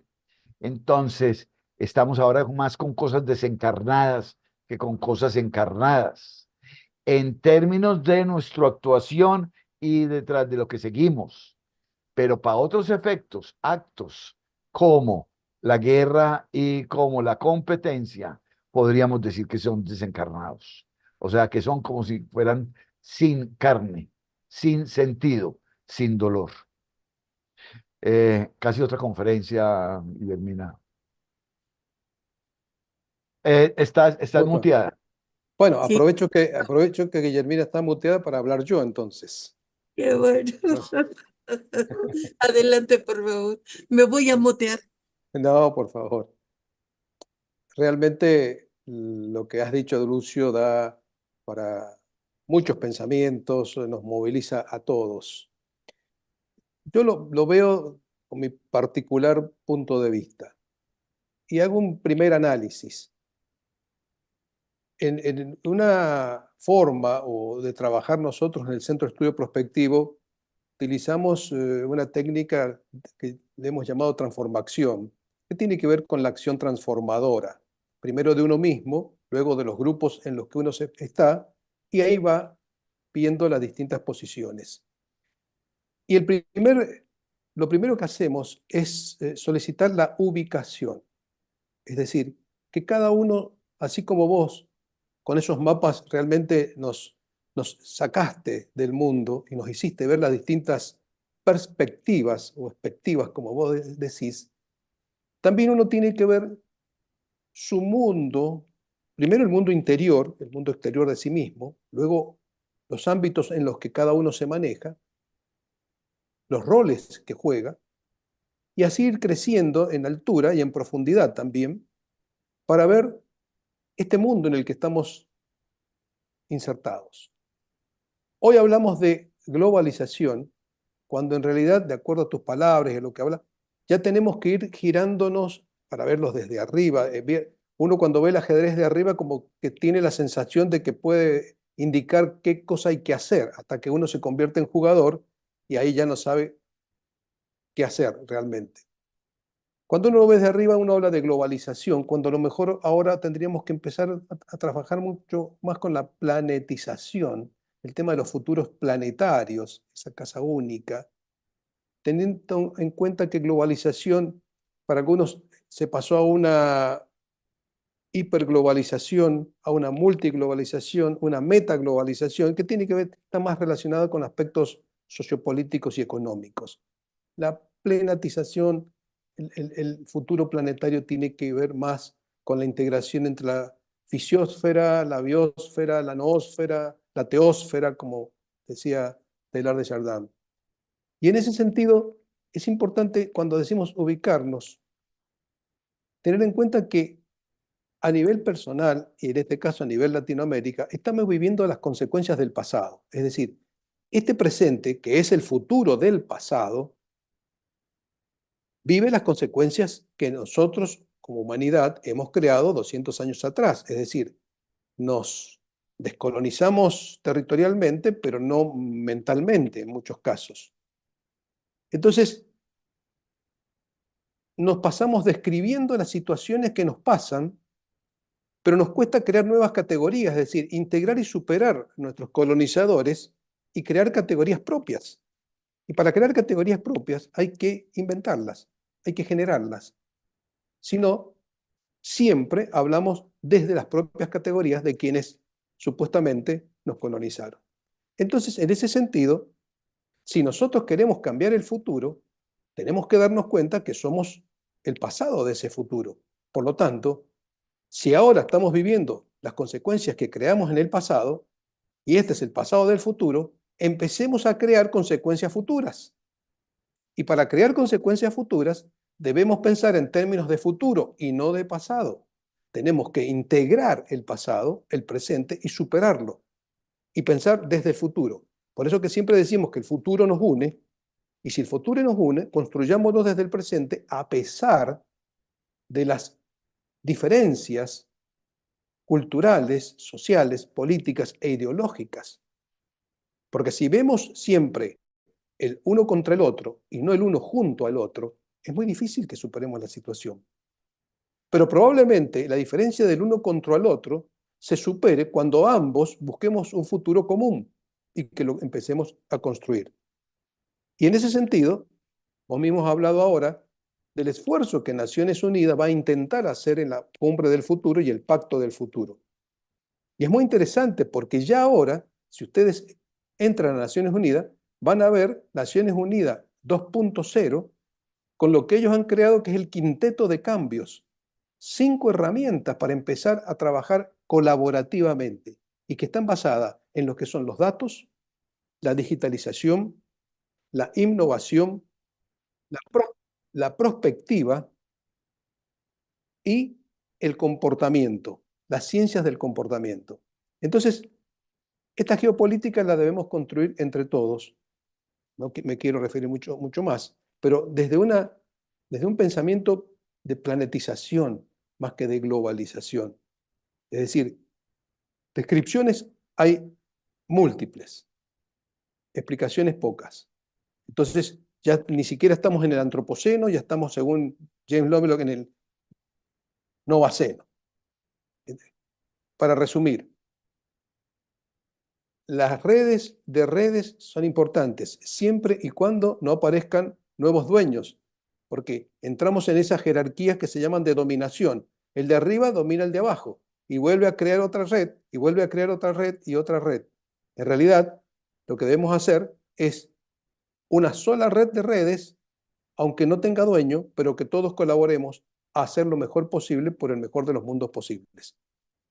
Quiero realmente felicitarte, Lucio, porque nos da mucho que pensar y sobre todo quiero terminar con la primera frase que es la que más me encantó de todos. Tenemos que aprender a mirar y aprender a mirar para poder anticipar. Pero ojo, no nos quedemos con una sola mirada, porque la pregunta es, cuando vemos, ¿qué vemos? Y también preguntar, cuando vemos, ¿qué no vemos? Por los distintos niveles de miradas. Muchas gracias, Lucio, por habernos abierto la mente y ayudarnos a pensar y sobre todo a querer actuar.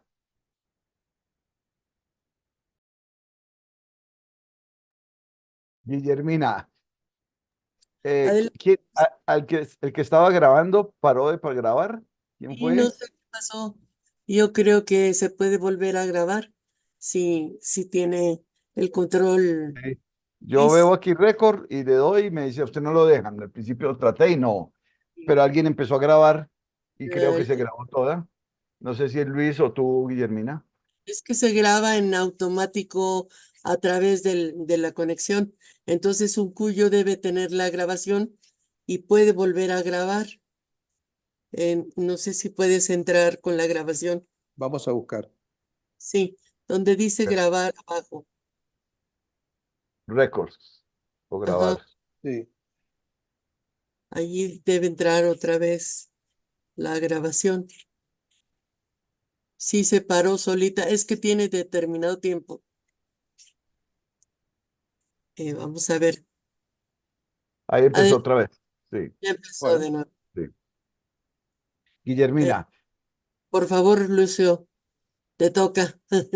te toca a ti, aunque yo voy a comentar una cosita sobre lo que dice Luis, maravilloso. Luis ha sido uno de mis maestros desde el campo de vista de la filosofía práctica, que es muy difícil encontrar filósofos que practiquen cosas y que hagan cosas, porque por lo general son filósofos que piensan, y Luis ha sido gran maestro de filosofía práctica, y esos abordajes que tiene alrededor de cómo debemos de hacer ese proceso de mirar, mirarnos como el futuro de ayer y como el pasado de mañana a la vez que actuamos es importantísimo. Eso es uno considerarse de que va en la balsa del tiempo, en la nave del tiempo, y de que no está quieto, ¿sí? Porque hoy es el futuro de ayer, pero también es el pasado de mañana, y hoy es el hoy a la vez. Entonces, en ese continuo, verse en ese continuo es sumamente importante. Lo segundo que quería referir es acerca de lo que dijo Luis, porque no quedó grabado, que no, qué tristeza, pero es alrededor de del transformar. Eh, Realmente existen varios términos en perspectivas. La primera vez que yo escuché un término se llamaba eh, la diacronía y la sincronía. Que la sincronía era sin tiempo, entonces era una foto, simplemente vamos y miramos en este momento qué están haciendo en el seminario, y va uno y mire y listo, sale sincrónico, que es, después el sincrónico significó otra cosa. Y la diacronía era la película de estar uno todo viendo todo el proceso, y esos son dos términos que al principio se utilizaron mucho, sobre todo la escuela francesa de antes de Godet. Y posteriormente hubo un término maravilloso que ha sido, que, que ha sido mal manejado, mal utilizado y sobre todo vilipendiado, que es desde la teoría de la evolución el ir un poquitico evolucionando más rápido, o sea, revolucionarse uno. O sea, es acelerar la evolución, hacer un salto cuántico en la evolución, y poco lo han entendido como desde el concepto del post-darwinismo, ¿sí? El post-evolucionismo, no revolución como ruptura, porque hay un tema gravísimo que es un tema nuevo que hay que romper, hay que destruir, y después vemos a ver qué hacemos. Y la revolución como ruptura no es, porque la evolución lleva un sentido, y este sentido va a ser acelerado, va a ser, va a ser mucho más, y es donde entra el tercer concepto, que es donde Luis entra a jugar, y es la transformación. Y es que la transformación es un cambio que se hace sobre las cosas que vienen antes. Cuando uno va a estas ruinas del Sol y la Luna, la Huaca del Sol y la Luna, en Perú, en la ciudad de Trujillo, uno llega a un punto y dice, miren, y aquí hay 1200 años de culturas. O sea, llegaban los unos y conquistaban a los otros, pero sobre esa construían. Veían qué era lo bueno que tenían, veían qué se podía utilizar, veían qué se podía, y sobre eso construían, y básicamente iban transformándose, que Sepp y Luis le han acuñado ese término tan fantástico y tan maravilloso como es la transformación, o sea, que es la acción transformadora. Esa acción transformadora me ha gustado muchísimo, pero quería referirme a algo que yo refería ahora a Pedro Juan González, que es mi maestro en muchas cosas, planificación y geopolítica, pero que alguna vez decía Lucio, lo que necesitamos hoy en día es un redespliegue. Yo quisiera hablar que necesitamos una retransformación, pero no soy capaz de explicarla, entonces la voy a referir como redespliegue. Y el redespliegue es que hay que parar en algún momento, mirar, como dice Luis, hay que mirar bien, hay que mirar a todos lados, desde todos lados, para todos lados, con todos los sentidos, con todas las ciencias y con todos los lentes que tenga, con las gafas, con los binóculos, sin las gafas, con los lentes de contacto, con todo. Parar, mirar, respirar profundamente. Algunos lo llaman orar, otros lo llaman meditar, otros lo llaman respirar profundamente, barajar y volver a dar. Falta cambiar el barajar. pero es básicamente volver a armar desde lo que se tiene algo para transformar y actuar. Yo lo tomo, todo esto es más como un constructo desde todas las cosas que venían así, más la palabra de Luis de transformación, entonces más la palabra de Pedro Juan de redespliegue, como algo muy necesario en perspectiva y como propuesta, que nosotros necesitamos es redespliegues, ¿sí? Y cuando hablamos acerca de redes, que es el tema de moda, que ahora ayer me invitaron a otra nueva red en Antioquia, la red de economistas prospectivos.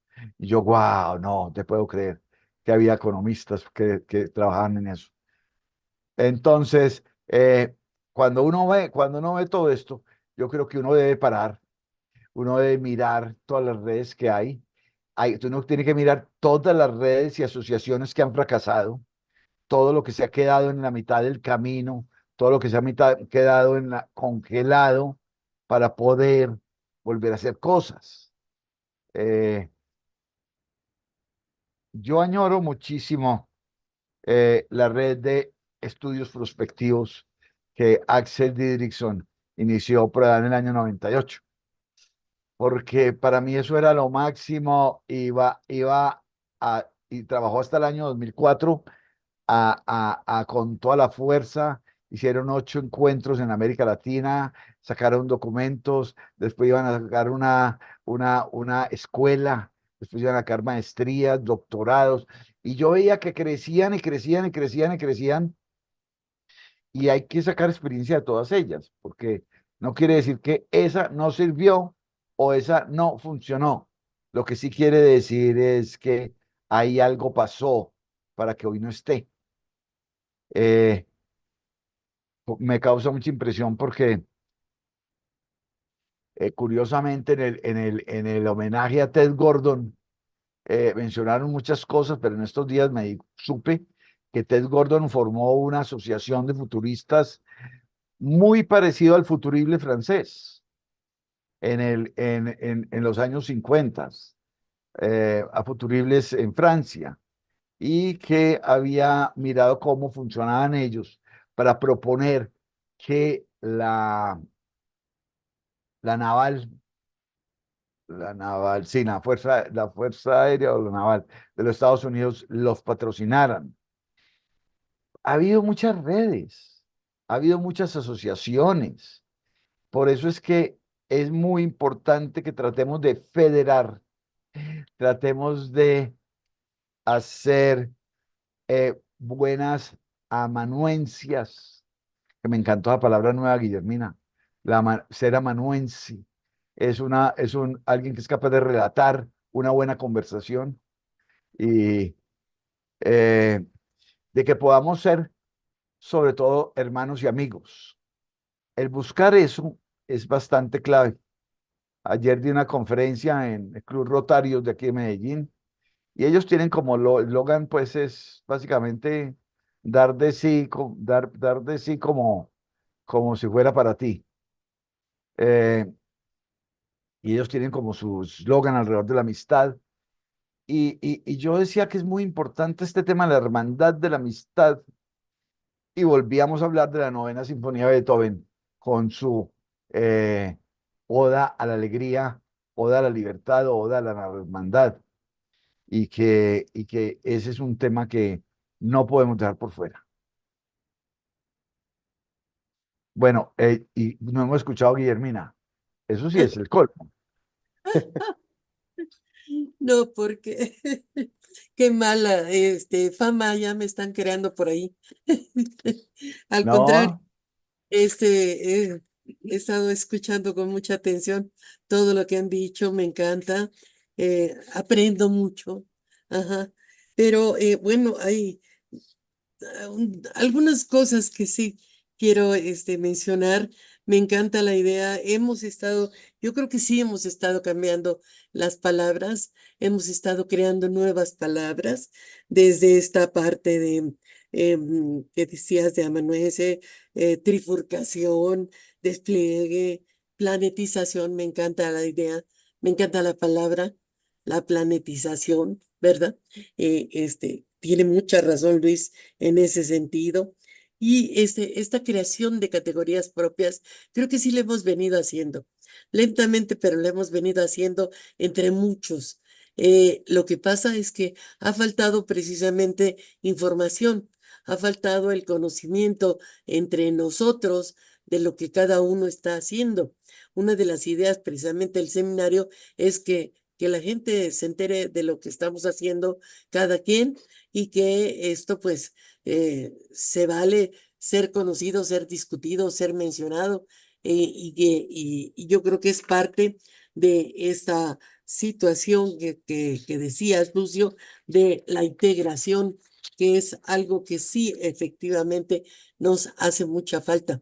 Esta integración, esta unión que desde el siglo XIX, ¿verdad? Ya nos vienen mencionando o antes y que yo creo que ya estamos, alguien decía hace 8 días, ya llegamos al momento, parece ser, al momento en que esto puede ser real. Entonces, pues vamos adelante, ¿no? Con esta parte de la unión y de los acuerdos, que el mismo Escobar decía, solo hay que ponernos de acuerdo en una sola cosa, ¿verdad? La vida. ¿Te acuerdas? Eso decía Escobar. Sí. Entonces, importantísimo, ¿no?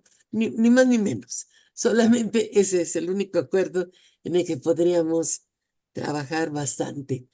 Y esta parte de la Federación de Redes, que de alguna manera tú también vienes trabajando, que es interesantísimo, y que parece ser que ahora el seminario se ha, pues, abocado a esta temática también. Eduardo Balbi está muy emocionado con esta construcción de redes y está también, pues, eh, integrando las diferentes redes de prospectiva. Creo que tenemos más redes por ahí dispersas que las que hemos imaginado y no deberíamos, ¿verdad? ¿Qué es lo que estamos haciendo? Pues dispersar el conocimiento, fragmentarlo, en vez de integrarlo, como dices, en vez de unirlo, ¿sí? ¿Por qué? Porque después de esta unión tenemos una lucha tremenda, que es el convencer a los dirigentes que hagan las cosas distinto, el que tengamos nuevas formas de gobiernos, ¿no? Y ahí te digo, ya en el ambiente, por decirlo ahí, ya hay nuevas formas de propuestas de gobierno. Está la gobernanza anticipatoria también. Está el gobierno abierto, ¿sí? Hay la misma gobernanza tal cual. Son elementos que ya están, hay que aplicarlos, ¿no? Hay que ver que ha costado un trabajo espantoso convencer a los dirigentes, que lleguen dirigentes conscientes de la visión de futuro. Es un trabajo de, a veces, de hormiga que tenemos que hacer los prospectivistas, pero es un trabajo necesario que no podemos soltar. Y yo creo que en algún momento nos va a tocar la coyuntura donde efectivamente llegará gobernante o gobernantes que entiendan este proceso y que consoliden lo que venimos trabajando ya durante mucho tiempo y que yo creo que vamos a seguir trabajando y que ahora más que nunca vamos a ver esta transforma acción, Luis, con mayor claridad, porque ese concepto nos inspira también, ¿verdad? No es transformar por transformar, es la transformación con acción. Si no, no sirve, no sirve nada más contemplarla, ¿verdad? No sirve nada más observarla. Creo que por ahí nos podemos ir y podemos encontrar cosas sumamente importantes en el proceso. Creo que ya hablé demasiado. No sé si haya también algunos otros comentarios en la red. Simplemente saludos, agradecer por los conceptos que estamos virtiendo los tres y creo que esto ha sido muy fructífero porque, como dice Guillermina, de a poco nuestros dirigentes, nuestros gobernantes, quizás a través de algo que puede resultar paradójico, pero la inteligencia artificial que aparentemente deshumaniza va a terminar por empujar la humanización del planeta, porque nos va a dar herramientas, explicaciones, no solo a nosotros, sino a los gobernantes, de lo que desde un mundo totalmente objetivo pareciera que se hace bien o se hace mal, más allá de los sesgos con los cuales esa inteligencia también puede llegar a estar funcionando. Y es ahí donde viene la transformación de superar la diferencia entre la objetividad subjetivada, que es la inteligencia artificial, y la subjetividad objetivada, que somos aquellos que nos movemos mecánicamente, reactivamente y no proactivamente. De manera tal que para superar esa dicotomía necesitamos ser verdaderos seres pensantes, creativos, con valores, que creo que a donde apunta Lucio. Es decir, lo que nos va a superar o va a superar a esa dicotomía entre la máquina y el hombre mecanizado son los valores, pero valores trascendentes, es decir, salir de la situación de los dirigentes que solo buscan un interés egoico, personal, o un interés del grupo solamente. Cuando hablamos de planetización, queremos hablar de intereses para todos, comunes, donde, como dice Lucio, la unidad, la fraternidad, la libertad sean la igualdad, los verdaderos valores que nos unan a todos sin importar raza, credo o religión. Y entonces, buscando un planeta que nos permita mejorar la calidad de vida de todos, quizás a partir de esa utopía empecemos a trabajar sin ver dónde estamos, dónde nacimos y si somos blancos, negros, colorados o amarillos. Así que bueno, creo que realmente, Lucio, nos has inspirado para generar una conspiración. Conspirar quiere decir inspirar juntos. Y eso es lo que estamos haciendo. Muchas gracias, Lucio. Y muchas gracias, Guillermina, por supuesto, por tus palabras. Al contrario, muy lindo. Conspiración, me encantó. Hay un libro, como diría Lucio, de la pre-prospectiva de Marilyn Ferguson de los años 70, 80, que se llama La conspiración de Acuario. Y en ese libro, en cada capítulo, ya se hablaba la diferencia entre el viejo paradigma, el pensamiento de la época anterior, y el nuevo paradigma que venía a partir de esta época. Este cambio de época empezó ya hace 40, 50, 60 años. Es decir, tenemos que estar contentos porque estamos viviendo el despertar de la humanidad. Estamos habitando el despertar, aun cuando muchos estemos dormidos todavía. Maravilloso. Así es. Muy bien. Pues nos pide un brevísimo comentario otra vez el doctor Montero. Se No entusiasmó. por favor, adelante. Padrino. Hola, pues es que provocan y provocan y provocan. Pues, ¿qué puede uno hacer? También, por más proactivo que sea, quiera uno y no reactivo nada más. Pero bueno, lo que pasa es que, desde luego, Luis tiene mucha razón cuando habla del concepto de planeta, de planetarización.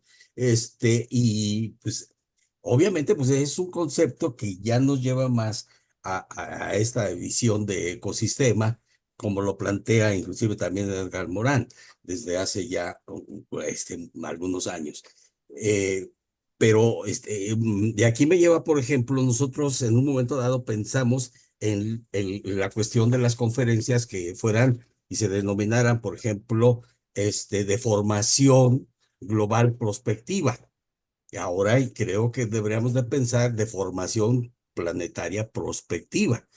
Y en esta situación, digamos, de conceptos y categorías que vayan innovando y dejarnos ya de esos conceptos que le llaman zombies, que no acaban de explicar ya las nuevas realidades, pues sí, la cuestión de transformación nos lleva también a pensar, por ejemplo, en los escenarios transformadores, ¿no? Que son, digamos, una de las cuestiones fundamentales con las que se trabaja esos escenarios, de cómo se van transformando.